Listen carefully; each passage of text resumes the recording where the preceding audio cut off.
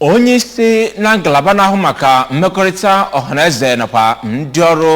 n'ụlọ ọrụ ndị ọrụ agha ala anyị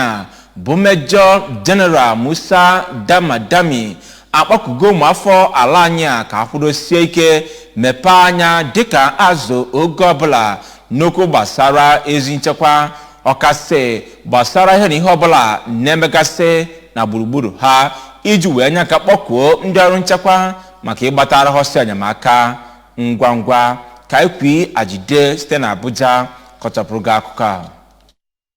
Mmadu bụ onye na-ekwu okwu n'okwu nkọwa kwa izu n'ihe gbasara ọrụ ndị oze n'akụkụ dị iche iche n'ala anyị kwuru n'ihi mgbaghara dị n'obodo ọtụmadị n'ebe ndịda ọwụwa anyanwụ ndị mmadụ kwesịrị ịkwụsị ngosi n'ụdị ọbụla tụmadị ikwu okwu na-eleghị anya n'azụ. Okwu nkọwa nke gosipụtara ihe ndị oze na ndị nchekwa ndị ọzọ ga mesịrị ịkwụsị ụjọ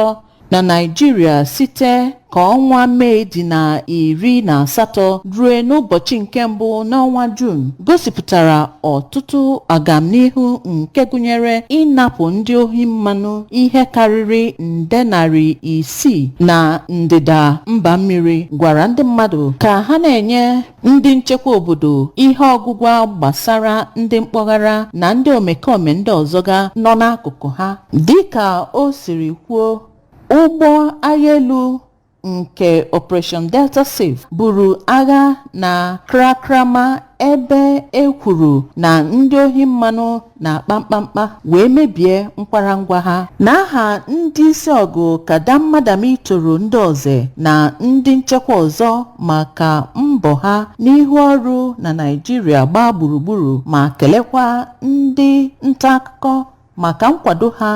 nyere ọrụ nchekwa ịhụ na enwere udo n'ala Nigeria. Site na Abuja, Princess Ekwi Ajide, akụkọ ụwa ABS.